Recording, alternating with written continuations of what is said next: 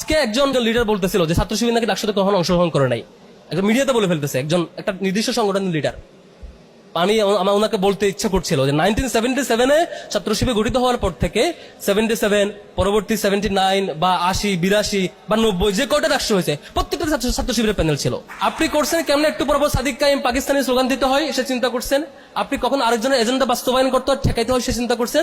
দিন শেষে আপনার স্কুলে কাজ নাই, আপনার কলেজে কাজ নাই, আপনার রিক্রুটমেন্ট বাড়ানো, একটা কমিটি বহুদিন টিকে থাকে, আপনি এটা নিয়ে ভাবেন না কেন? ভাই আমি নিজেকে নিয়ে ভাবি না। ছাত্র শিবিরের নাকি অনেক অভিযোগ ঢাকা বিশ্ববিদ্যালয়ে, আমি বারবার বলছি ঢাকা বিশ্ববিদ্যালয় ছাত্র শিবিরের ব্যাপারে স্পেসিফিক অভিযোগ কি বলেন?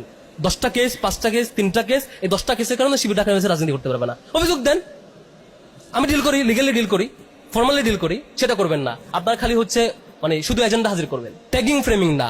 আয়সা মব ক্রিয়েট করে তাকে থামাই দেওয়া না, আয়সা তাকে এটা করতে পারবে না, প্রোগ্রাম ক্যান্সেল করতে হবে, ওটা তার রাইট নাই, ওখানে ঢুকতে পারবে না।